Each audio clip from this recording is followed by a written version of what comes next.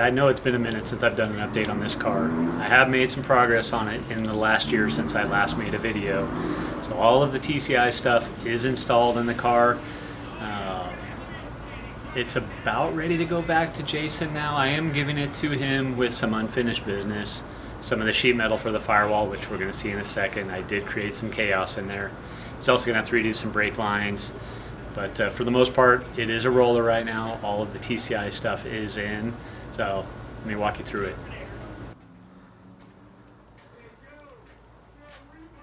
Alright, I guess first and foremost, we'll talk about engine setback.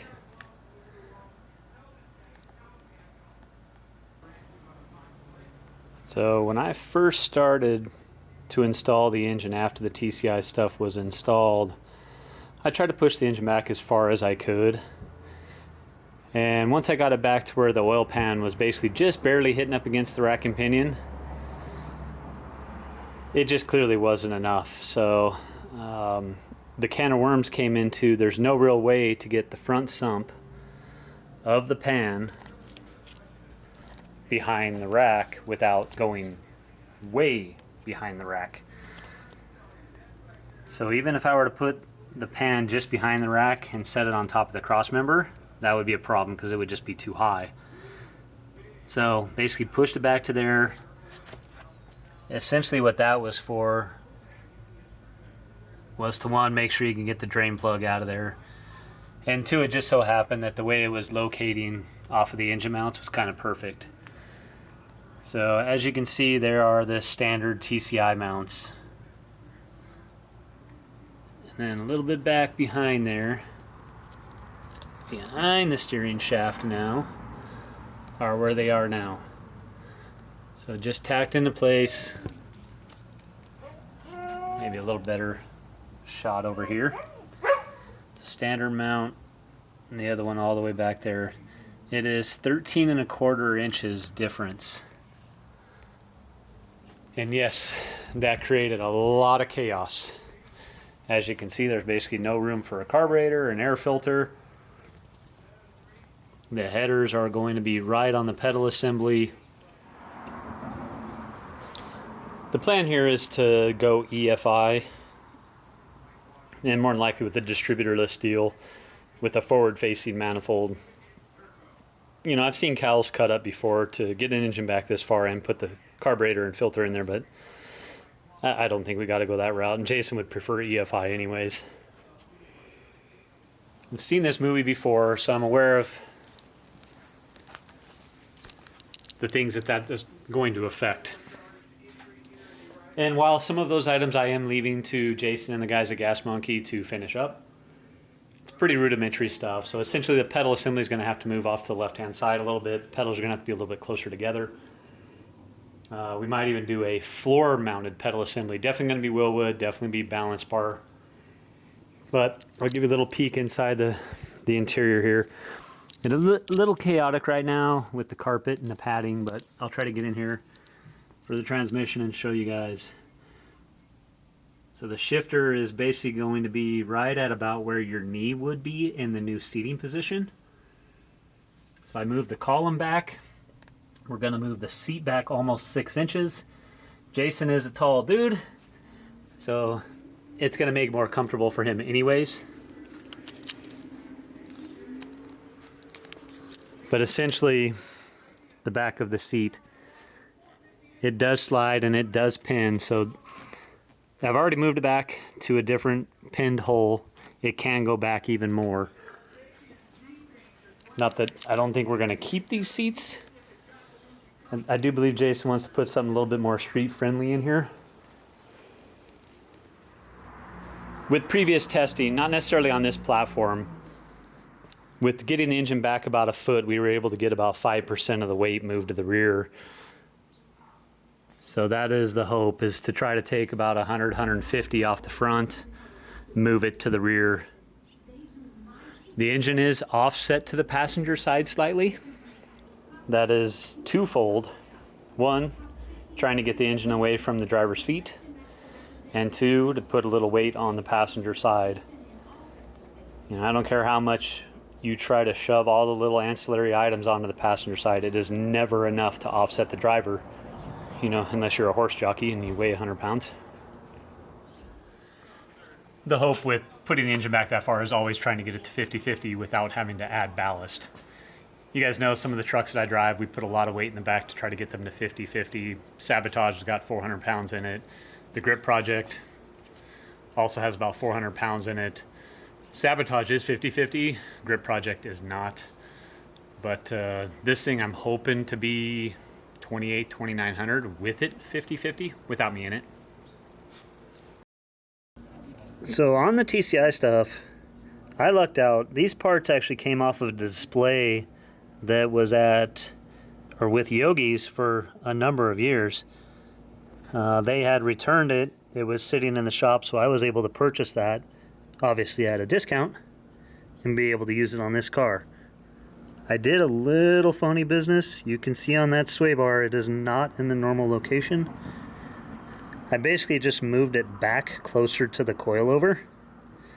This was to basically, one, move the weight back a little bit, but two, get the sway bar away from the tire, or the tire away from the sway bar at full lock.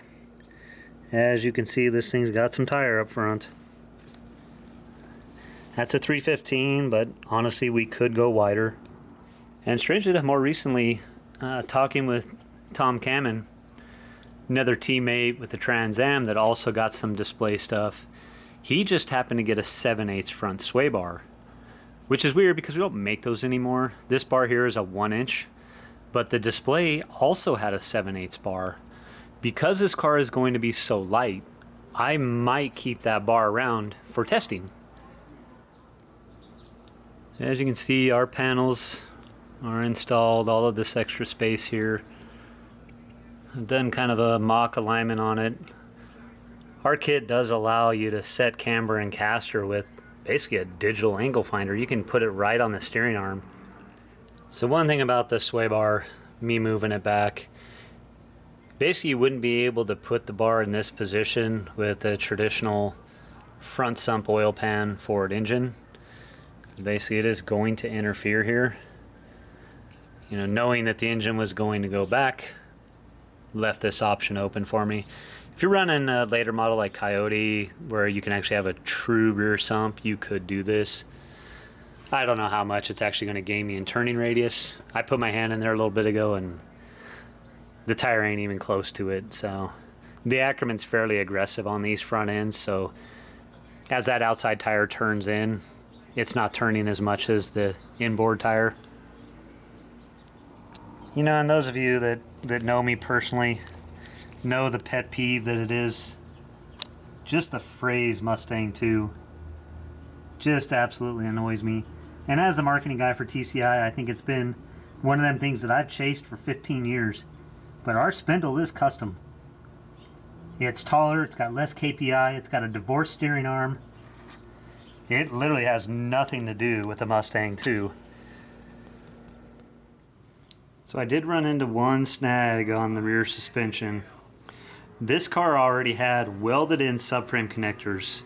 So the TCI 4-piece subframe connector basically just wouldn't fit. I would have had to cut all of that out. It was welded to the floor. It would have been a nightmare. So unfortunately I wasn't able to use that stuff. I had to build a custom cross member, just a round 2 piece that bolts into those existing subframe. But everything else went in just fine. As you can see, that Panhard bar is adjustable. This is something that we've been testing. The high point there is 2 inches below axle, which is our typical mount point. Obviously I can go down an additional 3 inches. Those are on 1-inch centers, so all the way down to 5. Yeah, you can see the torque arm up in there. Tried to offset some of the red coloring that came on the display with silver. Because I was not able to use our whole subframe, the ling bars are going into the factory leaf hole, which means they are going uphill right now at about 7 degrees. As you can see, I still have another hole of adjustment there to get them up closer to level. Basically just a little bit more anti-squat in that bottom hole. So the original plan on the wheels, after talking to Ed, the owner of TCI, we were going to put his 18 by 11 billet specialty wheels on this. I even talked to Scott Sandoval from Billet Specialties about it. We kind of built the car around those wheels to make sure that they fit, including the rear axle.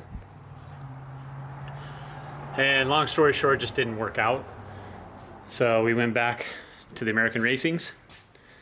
It did require a spacer on the rear now, because I had already built the rear end to work with the Billet Specialties, unfortunately.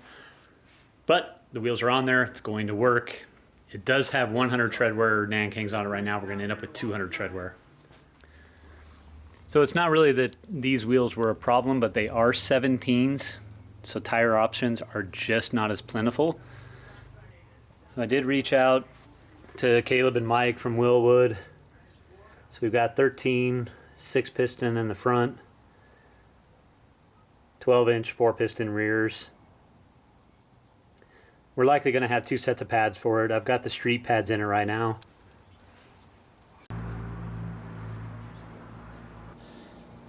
The flares, the bumper, the fiberglass, most of those body components are from Meyer. I had a little incident when the car still had leaf springs in the back. That's what you're seeing here. I basically took it to one autocross. That's the other video of this car.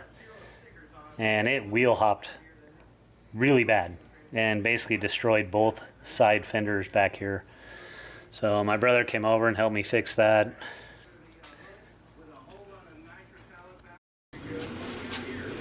So ultimately I'm hoping that the car will be under 3,000 pounds, probably closer to 2,900 with it 50-50. I don't mind adding 50 to 100 pounds to the back of the car to get it where we need it. The car's got a lot of power. I need to make sure that it gets out of the corner. If you're not getting out of a corner, you're not setting lap time. So the hope is to get this car ready for some events next year. Holley Ford Fest is definitely #1 on my radar. I know Jason would like to take it to, I believe, the Raleigh Good Guys. I'm still not a fan of those little courses with the K-rails, and especially a car this powerful. But yeah, we'll see how that goes. We'd probably have to add some weight for it for that particular event. But no matter where we run it, we'll likely try to keep it a little bit heavy, just in case their scales are a little off. Definitely want to abide by the rules. But the hope is by the time this car is running, I will likely have some seat time in Wally's 68 Camaro, which should be very similar.